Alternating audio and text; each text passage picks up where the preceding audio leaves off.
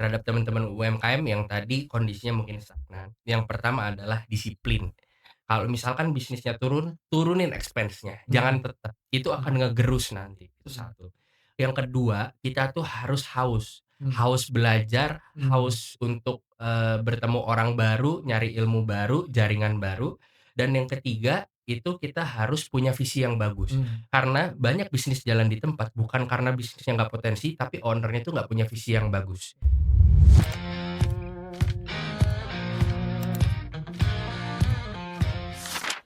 Oke, hari ini kita kedatangan tamu lagi, ini tamu spesial, dengan organisasi yang sama yaitu dari HIPMI Kota Bekasi.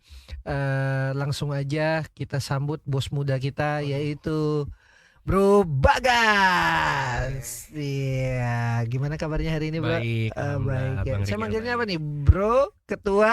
Baik.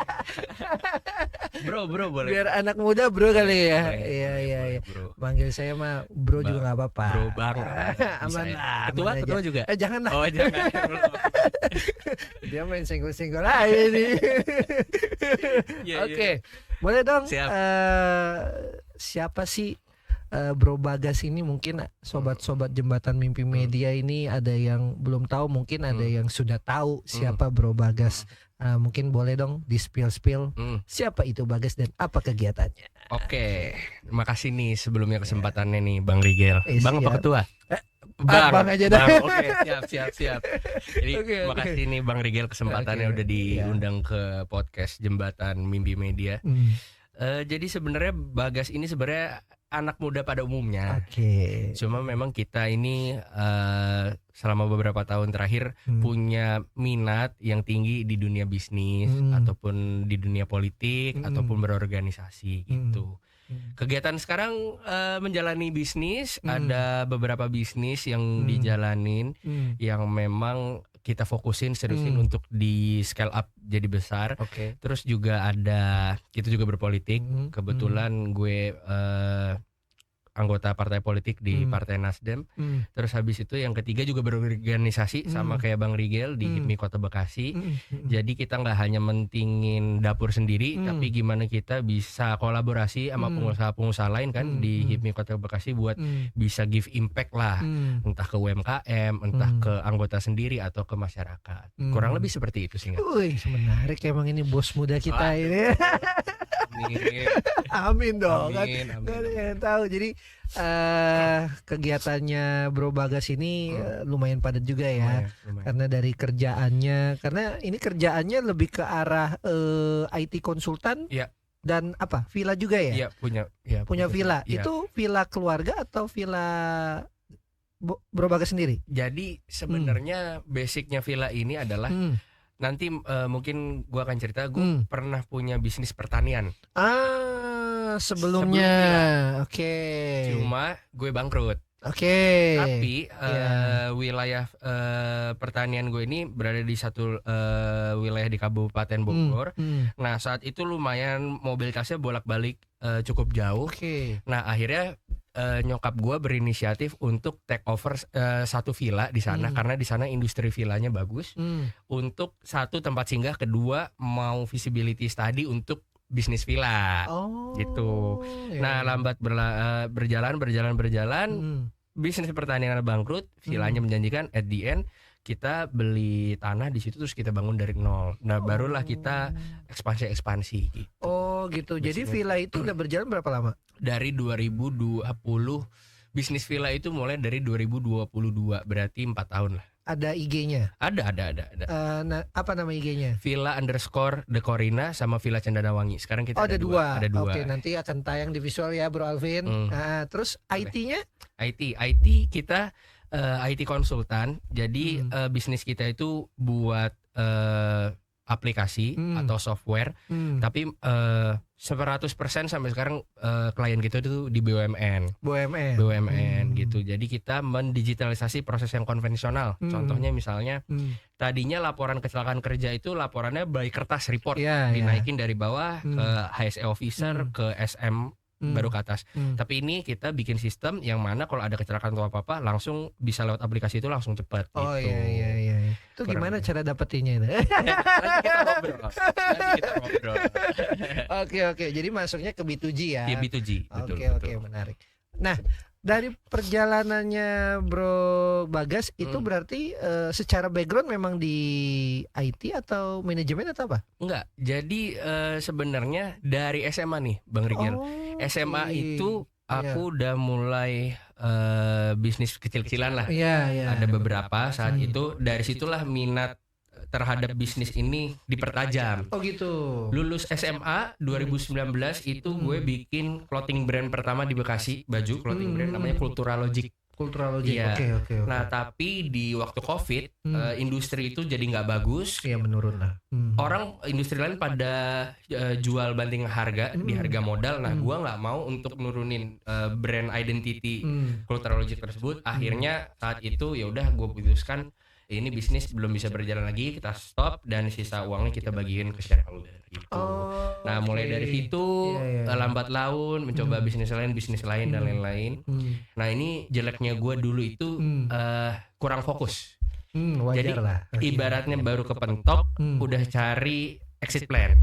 Jeleknya dari situ. Iya. Gitu. Iya. Nah akhirnya berjalan sampai gua kuliah di international business manajemen. Habis itu bisnis yang lama yang sudah tidak berjalan sudah nggak aktif lagi. Gue sempat kena vakum 1 tahun di tahun 2023 sampai 2024 karena kemarin sempat maju jadi calon anggota DPRD kan.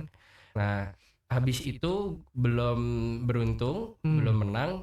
Akhirnya bisnis yang tadi kayak IT, kayak villa yang tadinya dihandle sama tim, akhirnya sekarang gue pegang lagi sendiri. Oh gitu. Tadinya sama tim ya. Iya, betul. Karena ada salah satu fokus yang harus Iya, diselesaikan. betul. Tapi beda cerita kalau kemarin menang nih. Oh iya.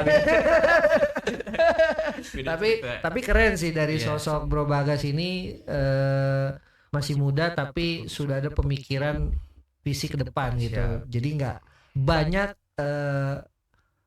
bos-bos muda atau misalnya anak-anak muda yang memiliki visi dan misi itu udah mimpi ke depan. Masih dia untuk dirinya sendiri gitu. Dirinya sendiri dia pikir aja masih susah, gue udah mikir ke depan. Iya. Pokoknya cocok diundang ke jembatan. Menginspirasi. Ya. Tapi kalau misalnya kita lihat dari perjalanannya Bro Bagas, artinya kan kalau kita menjalani bisnis tuh ada di momen kita berdarah-darah. Ya. Sama, saya juga menjalin bisnis juga nggak semuanya itu smooth, ya kan? Apalagi di bisnis IT, terus di bisnis villa kan pasti ada satu momen itu berdarah-darah. Artinya kita ngejalanin ini tuh serba sendiri, serba apa adanya gitu kan.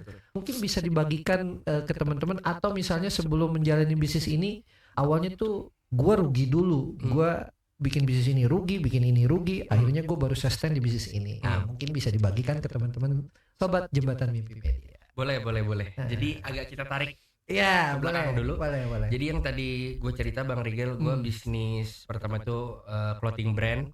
Nah di clothing brand ini gue sebenarnya untung, cuma tidak bisa berjalan lagi karena industri di COVID saat itu tuh nggak mendukung lah untuk menjalankan bisnis itu lagi. Itu satu. Habis itu gue pernah punya bisnis perdagangan bahan baku pangan sembako. Nah di 2021 itu kita sempat dapat kontrak dari Kementerian Sosial untuk menyediakan paket sembako, yang mana saat itu menjadi polemik karena menterinya saat itu ketangkap. Oh iya. Oke, kasus. Nah, betul. Itu perusahaan itu saat itu itulah benar-benar perusahaan di mana gue berjalan benar-benar as a real perusahaan, yang mana itu dijalankan bersama gue dan nyokap gue. Tapi karena di industri itu terlalu kenceng tekanannya dan nyokap gue shifting. Akhirnya dia shifting duluan ngakuisisi villa tadi. Nah akhirnya yang bisnis sembako ini tadinya gue jalankan sama teman-teman. Oh gitu. Ya gue ajak beberapa teman gue. Nah kita waktu itu kalau ketua Rigel ingat, ketua Bang Rigel. sorry. Jadi nggak fokus nih. Oke, lanjut. Waktu 2022 itu Bang Rigel, Indonesia tuh sempat dilanda krisis minyak goreng. Iya. Harganya melambung. betul. Nah kebetulan gue mendorong program pemerintah saat itu untuk operasi pasar. Jadi kita menyediakan minyak goreng dengan harga eceran tertinggi 14.000. Cuma saat itu adalah jeleknya yang jadi motor tuh gue sendiri. Tim itu kalau gue nggak maju adem lah gitu. Itulah salah karena waktu itu masih sangat awal-awal banget. Ya. Nah sampai di mana 3 bulan ngepush terus gue kena tipes. Akhirnya bokap gue bilang saat itu udahlah bisnis nggak usah begini-begini amat, maksudnya industrinya nggak usah begitu capek dan lain-lain. Nah at the end dari situ bisnis yang perdagangan bahan baku pangan tadi atau sembako tadi gue tinggal. Nah sambil waktu itu shifting ke bisnis pertanian. Gitu. Jadi gue menanam Simplicia jahe merah. Oke, itu kan bisa diekspor tuh. Iya, secara teori. Yes. Nah, Oke. Ini jeleknya gue, mungkin ini juga buat teman-teman podcast Jembatan Mimpi Media bisa belajar. Selalu percaya apa yang angka atau riset yang kita dapat, kita lihat bukan yang kita dengar. Oke. Nah itu, gue di situ R&D-nya jebol, Bang Rigel. Dalam arti itu pertama kali kita nanam di lahan seluas 1 hektar. Saat itu. Nah, FYI uang yang gue punya, yang gue dapat dari bisnis sebelumnya itu gue kumpulin, tumpahin semua di pertanian. Nah, jahe merah itu baru bisa panen tuh 9 bulan setelah ditanam. Ada beberapa fase, otomatis nggak ada cash flow dari awal dong.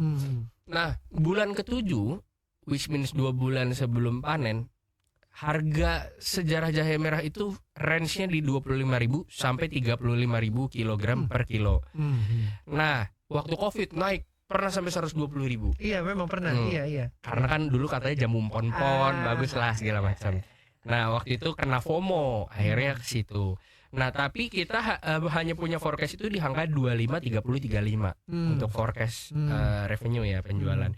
Tapi 2 bulan sebelum panen, pemerintah impor 1 juta ton. Ya. Impor itu dari India. Iya.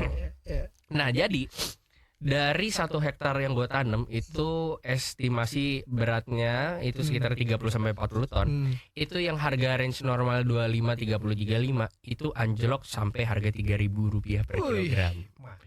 Nah, gue berpikir karena gue invest di saham juga, ini lagi bear market nanti juga naik, ternyata saat itu nggak naik.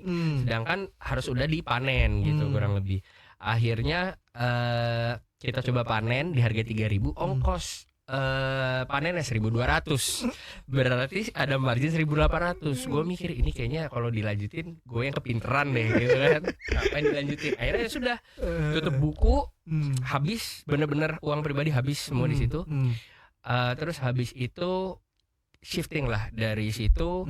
Tadi nyokap mengakuisisi sebuah villa, baru mencoba bisnis villa, disewain, akhirnya menjanjikan, habis itu beli lahan itu dibangun dari nol villa. Tapi itu sebenarnya lebih gue membantu bisnis nyokap gue, bisnis keluarga gitu. Bisnis keluarga inti lah, bukan keluarga besar.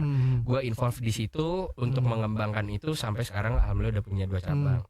Nah, untuk yang bisnis IT itu, bisnis IT ini gue jalanin.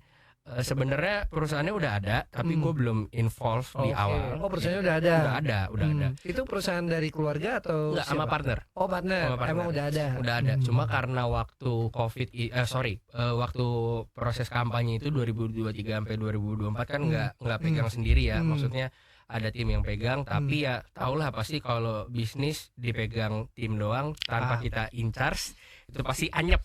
Paham, gitu. Pasti. Akhirnya setelah 2024 nggak beruntung di pemilihan kemarin, benar-benar gue in charge, gue di perusahaan IT-nya sampai akhirnya kita kembangin dan ini udah berjalan hampir 3 tahun lah. Setelah gue setelah gue pemilihan anggota dewan, gue pegang sendiri gitu. Oke. Impact-nya gimana selama udah lu pegang? Pasti jauh ya. Pasti jauh. Jauh ya. Tapi gimana? Dari modal lu udah keluarin kemarin, balik lagi nggak nih? Balik. Udah. Untuk yang bisnis villa itu kita BEP kurang lebih di 25 bulan kalau nggak salah. 25 bulan. Oke, 2 tahun lebih ya. Betul, 2 tahun lebih. Kalau yang IT kan case by project ya. Pasti. Jadi sebenarnya ya ketika project itu berjalan sudah selesai ya kita langsung make money dari situ sebenarnya. Tapi gitu. dari perjalanan lu tadi kan emang villa itu kan emang dari keluarga. Iya. Itu artinya dirimu ngebantu di situ, tapi dimintai tolong sama orang tua lah ya bahasanya gitu. Iya. Kaget nggak ngurusin villa? Sebenarnya kaget. Kenapa? Karena itu industri yang berbeda kan, apalagi ya dengan yang IT, yang mana ada bangunannya, maksudnya kita menawarkan jasa penginapan untuk orang berlibur di villa yang kita punya. Itu kaget pasti karena yang tadinya kita itu men-serve satu institusi atau BUMN untuk nge-solve problemnya mereka. Itu kan secara core memory adalah kita bekerja untuk nge-solve problem mereka. Nah, satu sisi ini industri villa ini industri baru buat gue pribadi, yang mana di industri ini kita tuh nge-serve orang untuk bahagia gitu, untuk happy gitu. Itu beda gitu. Jadi mereka nggak punya problem sebenarnya datang ke villa kita, dia hanya mau berlibur, hanya mau happy. Nah, di situ ada perbedaan gitu.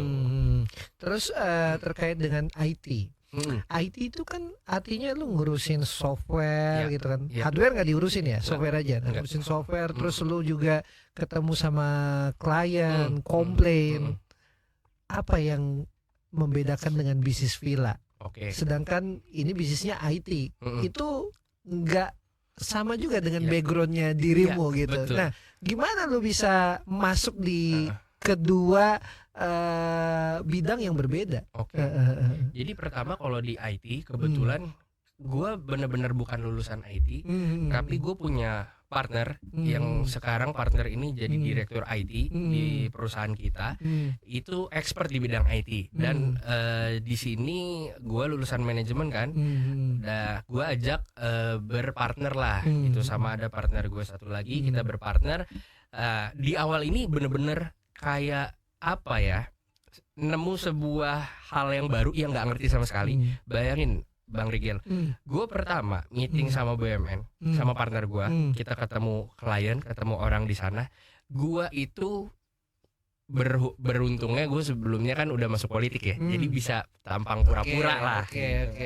Itu gue nggak ngerti apa yang diobrolin sama sekali, cuma ikut ketawa, ikut ngangguk, ikut ketawa, ikut ngangguk. Tapi yang penting adalah yang gue syukuri, gue punya mental dan interest untuk belajar di bidang-bidang baru gitu.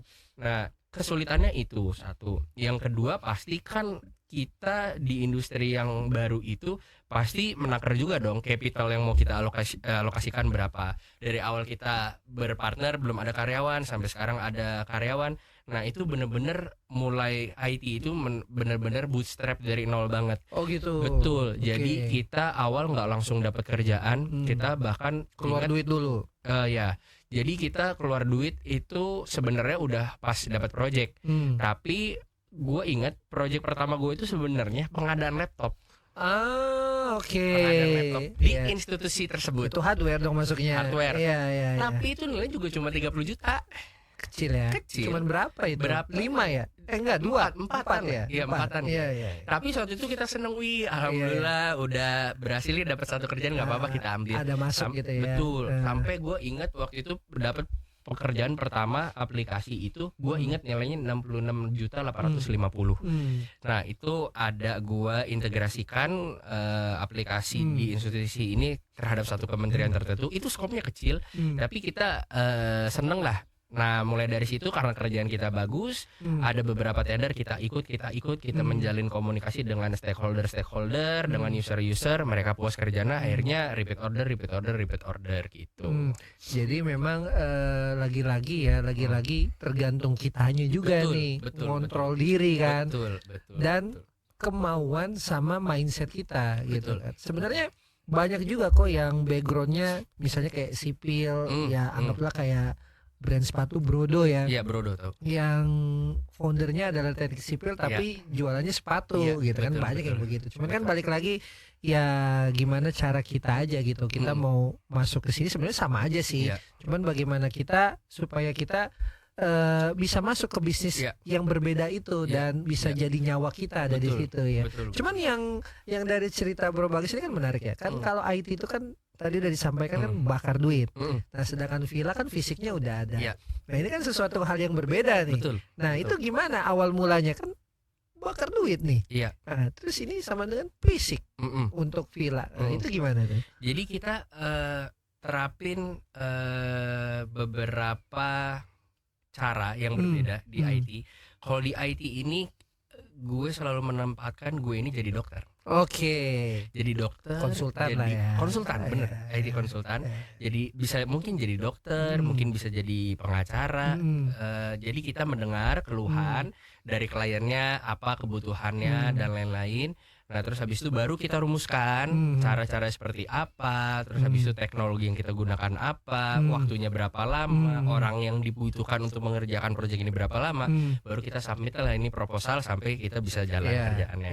Nah, kalau yang di IT, kalau yang di villa, gue bener-bener memposisikan gue mau liburan, gue mau dapat apa gitu loh. Gue udah capek berkegiatan di kota, terus gue mau liburan, spend waktu sama temen, mungkin sama keluarga, sama saudara. Nah, gue mau dapet apa sih ketika gue berlibur di sana? Oh, oke. Satu, hospitality yang ramah gitu kan. Nah, jadi itulah yang diterapin sama gue, nyokap gue ke tim-tim di villa itu. Hospitality kita harus nyaman dan ramah. Terus habis itu ada added value selain fasilitasnya lengkap. Kita juga pengen kita ini disambut kayak misalnya dikasih welcome drink gitu. Terus yang lagi hits happening floating breakfast gitu. Jadi kita juga ngelihat di industri villa ini apa sih yang happening. Selain itu juga kita improvisasi sendiri gitu. Terus di villa itu kita juga belajar pentingnya tuh titik lokasi. Jadi mungkin ada villa yang berdiri, titik lokasinya nggak dipertimbangkan dengan baik, mungkin okupansi rate-nya rendah. Nah, tapi kebetulan saat itu kita benar-benar mencari titik lokasi yang bagus, yang dimana view-nya itu benar-benar gunung, dan kita benar-benar matangkan supaya villa ini bisa jadi cash cow yang bagus untuk holdingnya si bisnis villa ini sendiri. Nah, dengan begitu berjalan, okupansi orang itu di daerah situ ya, rata-rata itu 1 bulan itu 4 tamu villa-villa lain itu top. Setiap malam minggu ada yang ngisi itu top. Nah, kalau villa gue dari 30 atau 31 tanggal itu paling sepi alhamdulillah 15 tanggal terisi.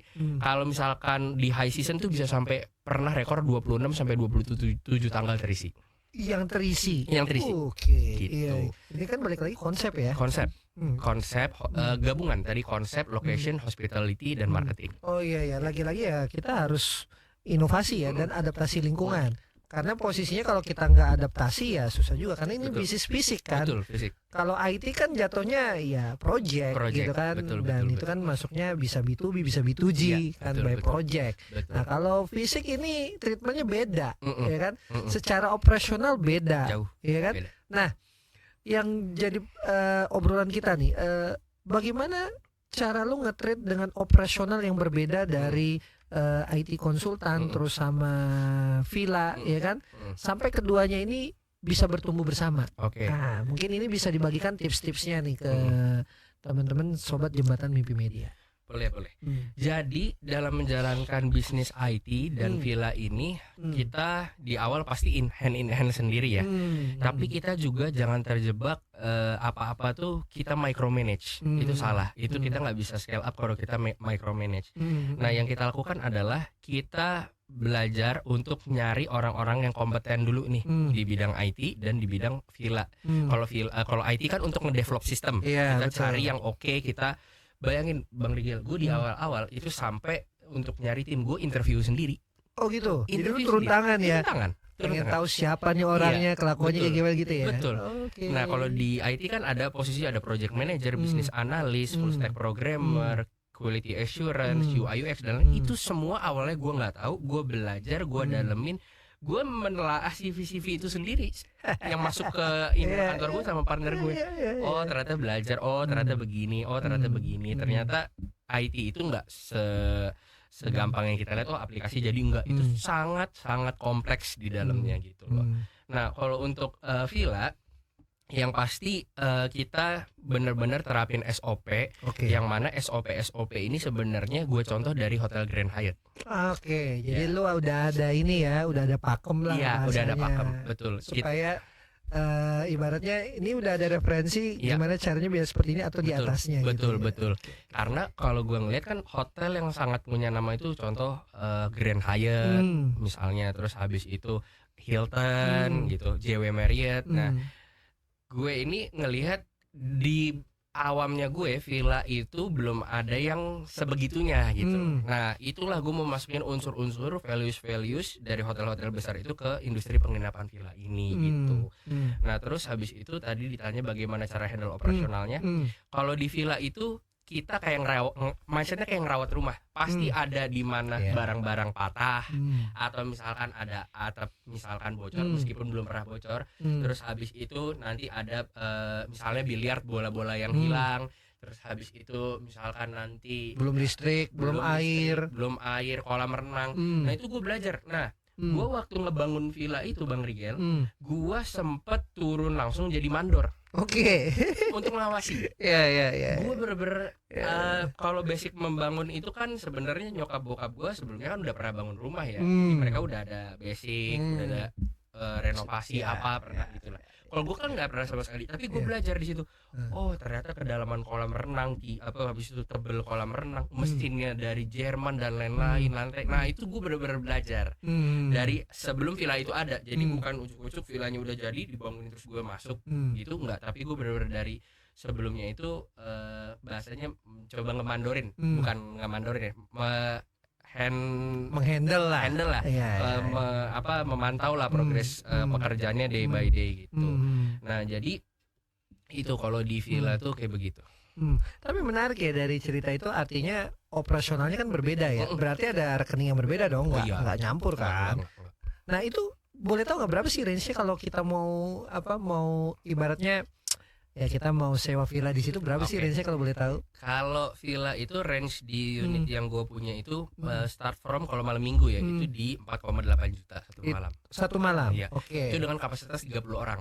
Oh, kalau 30 orang. Iya. Oh, ada kapasitasnya. Ada. Kalau yang villa yang tadi yang kedua yang Cendana Wangi itu kapasitas 50 orang. Jadi itu memang villa buat keluarga. Jadi kalau cuma berdua, bertiga, berempat pasti kegedean. Iya, kegedean. Kosong. Oh, berarti memang khusus untuk keluarga ya. Target marketnya itu paling kecil berapa orang? Maksudnya yang villa yang paling kecil kira-kira untuk kapasitas berapa orang? 30 orang itu. 30 orang itu doang. Tapi 15 orang nginep masih oke.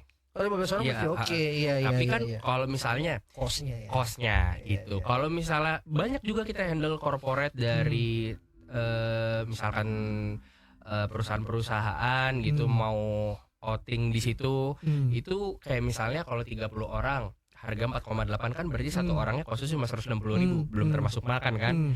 Tapi kalau misalkan cuma 15 kan berarti kosnya sekitar 300 sekian ribu kan satu orang. Di situ aja sih perbandingan. Tapi itu udah termasuk makan? Belum. Oh, berbeda, tapi itu ada kitchennya juga? Ada.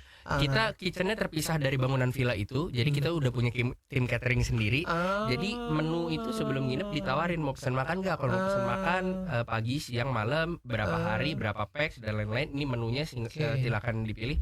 Jadi ketika mereka bangun itu di meja makan itu udah kita siapin makanan. Jadi orang ya itulah hospitality lah. Ini menarik, kayaknya bisa kita bikinin voucher kali ya. Lewat dari sini kan. Boleh. Iya, nanti kita tinggal ngobrol aja. Boleh. Barangkali kita ada mau ke sana. Kalau ngadain kegiatan ya kan. Boleh silakan. Nah, tapi kalau misalnya orang nih kan kita namanya UMKM ya. Namanya UMKM kan namanya kita berbisnis itu kan lagi-lagi harus kita pisahkan rekening, benar gak sih? Betul. Iya kan? Penting ya.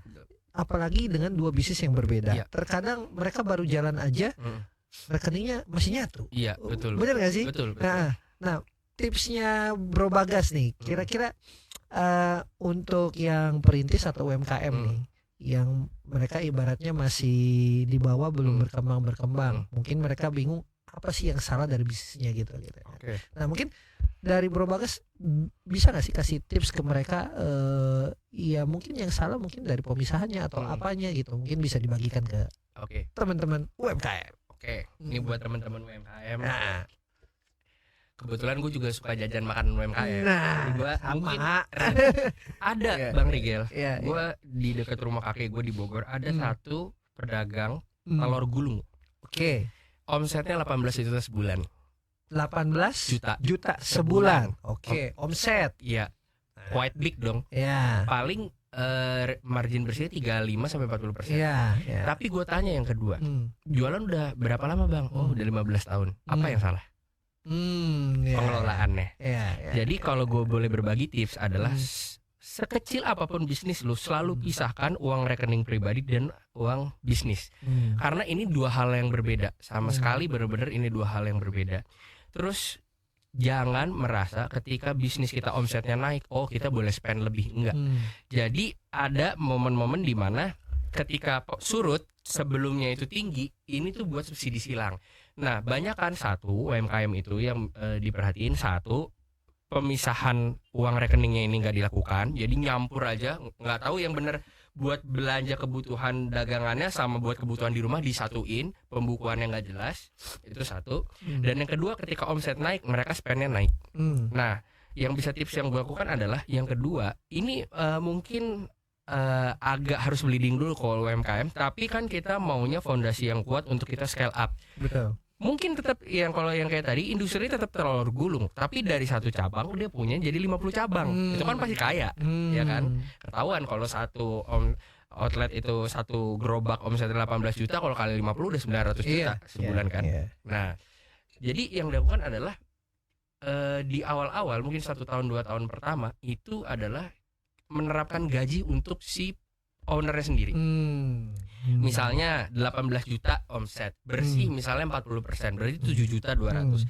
Dari 7 juta 200 ini jangan 7 juta hanya dimakan buat keperluan rumah, entah buat beli HP, entah buat jalan-jalan, jangan. Gaji seminim mungkin, secukup mungkin. Misalnya dihitung nih kebutuhan rumah itu misalnya 3 juta, ya udah 3 juta aja.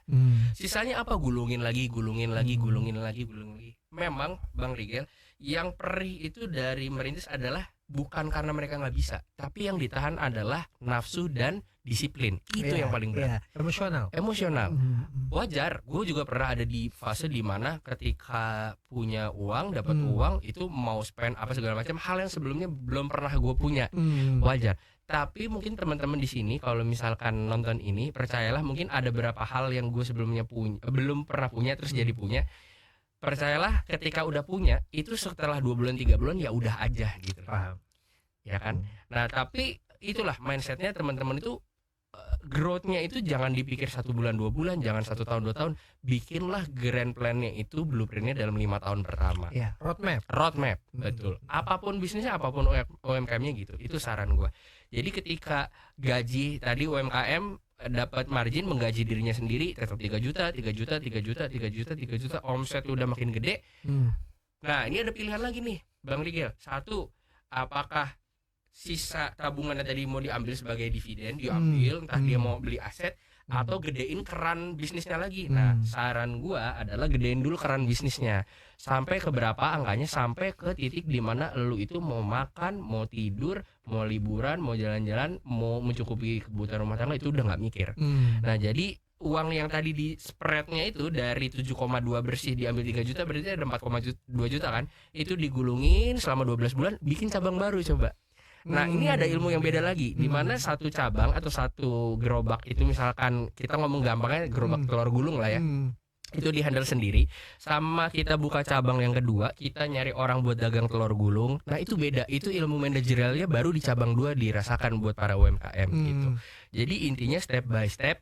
Mungkin juga ini pengaruh sosial media ya, ngelihat orang sudah pakai mobil apa, motor apa dan lain-lain. Percayalah mereka juga merintisnya itu berdarah-darah. Nah, yang harus diambil dari media sosial seperti itu adalah motivasinya, semangat juangnya, bukan berpikir oh kayaknya gua bisa nih cepet nih kayak dia, enggak gitu. Jadi selalu persepsikan kita tuh pengen kesuksesan tuh yang kokoh. Nah, menarik.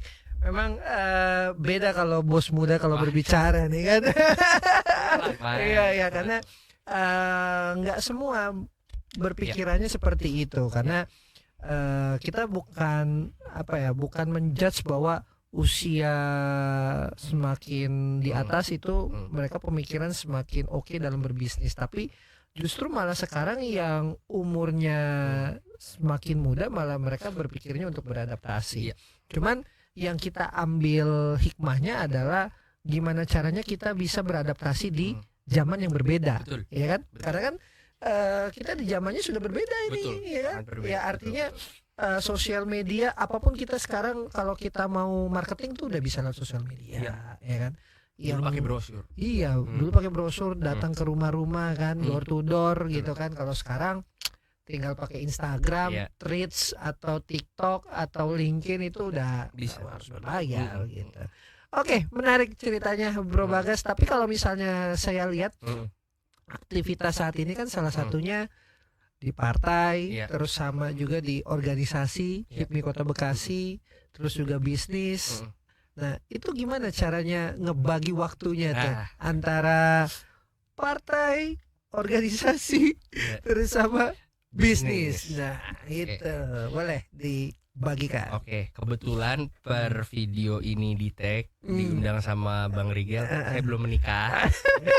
Jadi pas mau doi. Jadi ada porsi-porsi yang emang kita harus atur.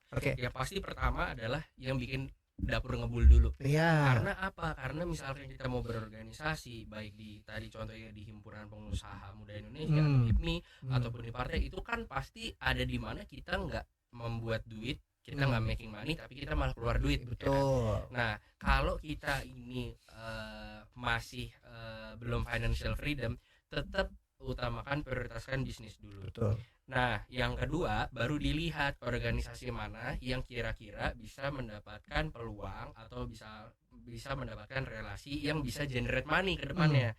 Nah, contoh dalam hal ini HIPMI Kota Bekasi. Di sini kan kumpulan pengusaha-pengusaha muda khususnya di Kota Bekasi. Nah, di sini gue bisa belajar POV lain sama kayak Bang Rigel. Gue berdiskusi sama Bang Rigel, dapat ilmu baru, insight baru dengan teman-teman yang lain, dan juga bisa bikin kita tuh nangkap peluang. Misalnya gue dapat informasi kerjaan pengeboran. Bisnis gue bukan pengeboran, tapi gue tahu Bang Rigel pengeboran. Kita ngobrol, Bang, ini kerjaan bisa kita kerjain nggak? Bisa bantu Bagus, bisa bantu nggak dapetin kerja? Bisa Bang. Akhirnya kita kolaborasi, dapatlah tadi generate money lagi. Nah, jadi itu gue melihat core bisnis kita yang diutamain. Kedua, organisasi yang memang bisa lead kita ke generate money dan ngembangin relasi. Ketiga, baru kalau dalam gue pribadi itu baru berpartai gitu. Itu juga kalau berpartai kita kan cakupannya agenda nasional ya. Ada isu-isu yang dibawa, terus habis itu ada program-program di partai yang dijalankan gitu, dan itu nggak setiap hari. Kebetulan karena gue bukan pejabat publik. Beda hal kalau kemarin gue menang, gue pejabat publik, pasti gue full time-nya di politik, baru sisanya mungkin bisnis. Nah, itulah gue ngatur waktunya. Terus jujur di posisi gue sekarang, gue sangat, karena memang gue pengen ya Bang Riga, gue pengen memaksimalkan seluruh waktu gue itu dalam berbisnis, habis itu berorganisasi di HIPMI ataupun berpolitik. Emang gue yang mau. Jadi memang gue hampir nggak ada waktu istirahat, hampir. Ya, dan bagusnya gue adalah gue menganggap liburan buat gue adalah tidur di rumah udah liburan. Kayak kemarin contoh, Hamin 6 Lebaran. Itu orang udah bayar THR pusing kan. Nah, itu gue itu yang harusnya mungkin persiapan Lebaran, terus keluarga juga mau liburan ke Lombok. Terus Hamid 6 gue dapat kontrak pekerjaan baru yang mana gue harus siapin. Nggak bisa akhirnya kan. Udah akhirnya yang lain pada liburan, gue nggak liburan. Nah, ini mungkin kayak ngelihat gitu banget ya, tapi ya itu tanggung jawab. Tapi ada sisi-sisi di mana gue merasa gue cocok Bang Rigel jadi pebisnis yang mana gue nggak mesti bangun pagi kayak orang kantoran, tapi kan ada harga yang harus dibayar. Orang lain liburan dapat THR, kita bayar THR nggak bisa liburan karena ada proyek baru gitu. Oke, menarik sih. Jadi poinnya adalah ya kita harus bisa bagi waktu, salah satunya prioritasnya ya. Cuman kalau ini nih pertanyaan yang mungkin di titik-titik burnout. Ini kan pasti ada di masa aduh gue udah capek, apalagi gue waktu itu udah nyalonin terus gagal, udah keluar duit banyak gitu kan, ditambah mau nggak mau gue harus balikin modal nih dengan cara berbisnis gitu kan. Sedangkan bisnis yang udah gue tinggal gitu, gue harus masuk lagi. Gimana lu ngadepin itu? Boleh diceritain. Jadi, ngomong waktu gue gagal pencalonan, itu gue sempat hiatus. Apa tuh?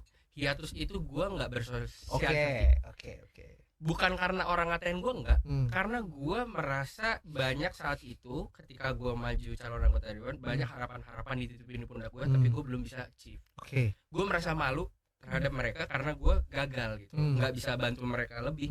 Pastilah kita kalau bantu pakai kantong sendiri sama pakai kebijakan tuh pasti beda, pasti banyak yang bisa dibantu tuh pakai kebijakan. Jadi gue itu kurang lebih 1 bulan Bang Rigel setelah gue kalah nyalek itu, tapi gue nggak nangis yang kayak cuma gue membatasi diri dari luar, bener-bener nggak keluar rumah, cuma dari kamar ke meja makan, kamar meja makan gitu doang, atau nonton YouTube dan lain-lain.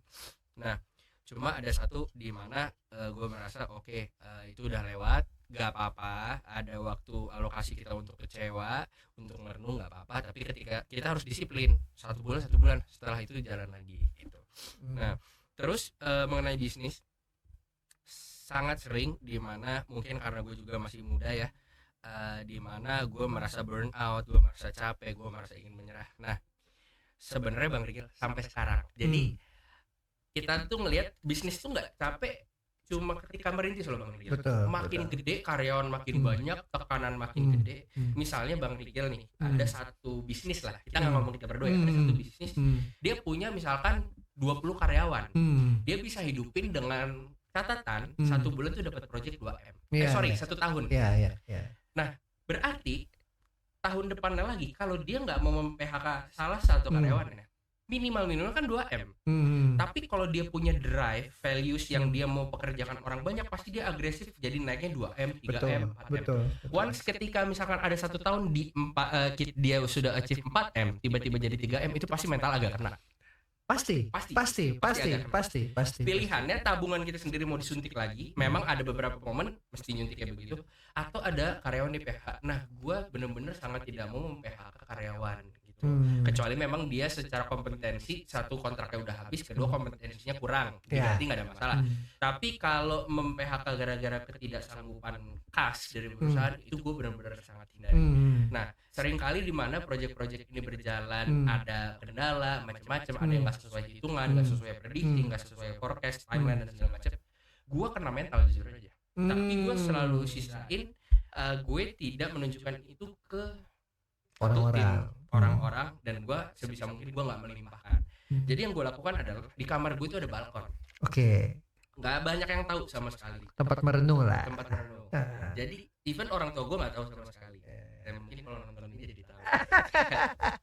Oke. Yang suka gue lakukan adalah gue merenung di balkon, ada kursi, gue sambil kayak selonjoran gitulah di balkon, di kursi. Terus kalau di momen-momen capek Bang Rigel, ada pikiran-pikiran gue kayak kok gini, kok gue kayaknya begini banget ya, emang ini yang hidup gue, yang gue mau ya. Kayak anak seumur gue ini lebih banyak ngikut orang kerja, belajar dulu dan lain, dapetin pengalaman di tempat kerja baru mulai kok gue kayak tanggung jawab gue udah gede banget ya, even gue lebih mikirin karyawan gue dibanding gue sendiri.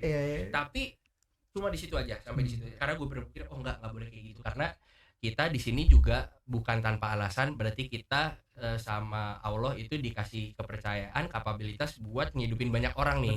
Kalau kita boleh ada di titik burn out, kita di titik kecewa, kita di titik capek, tapi kalau kita menyerah, karyawan-karyawan kita ini mau gimana, mau makan apa, nggak boleh kayak gitu.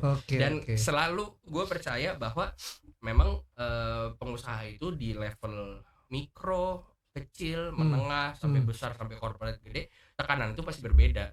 Dari awal gue merintis, gue punya masalah dan gue punya effort sendiri. Pas gue berkembang menuju besar, tetap tekanan itu ada. Jadi gue berpikir mending kita pusing tetap pusing tapi levelnya terus naik, daripada kita nggak pusing tapi kita nggak bisa berbagi buat orang banyak. Menarik emang ini ceritanya dari bos muda kita. Oke, dari tadi saya udah dikasih waktu, udah 40 menit, lumayan juga ya waktunya. Keren gitu. Jadi mungkin ini sebelum kita closing, barangkali ada kata-kata hari ini yang mau disampaikan oleh Bro Bagas atau pesan-pesannya khususnya untuk teman-teman Jembatan Mimpi Media atau UMKM atau perintis usaha yang memang secara titik bisnis sekarang mereka stagnan.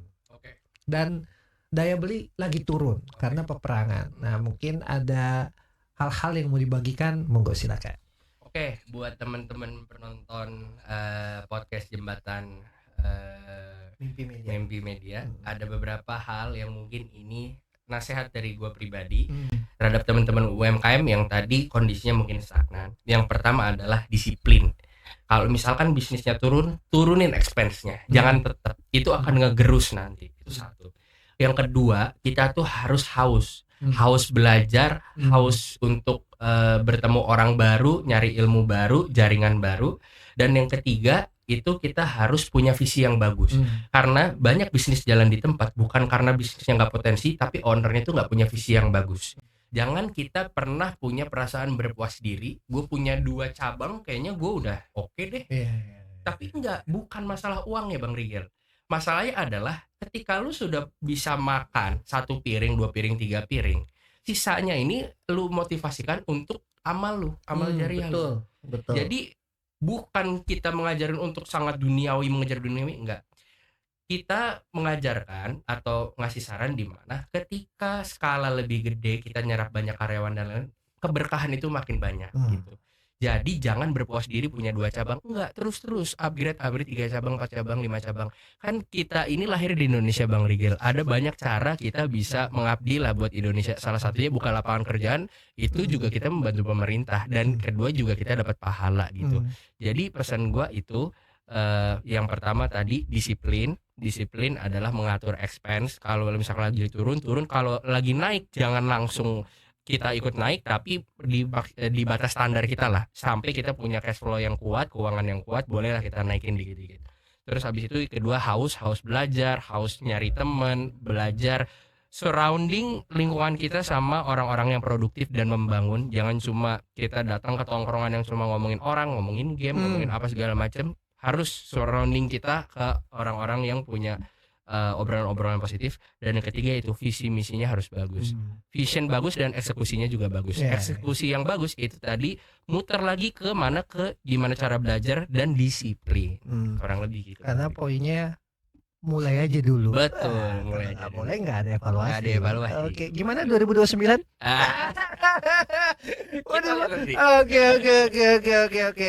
Menarik dari ceritanya Bro Bagas hari ini, cuman karena memang waktu terbatas Bro Bagas, jadi mungkin kalau misalnya views ini lumayan bisa gitu. Ada lanjutan. Iya, kalau menarik, makanya ini tolong dong di subscribe, di share, di like, atau di komen apa yang mau kita bahas, ya kan.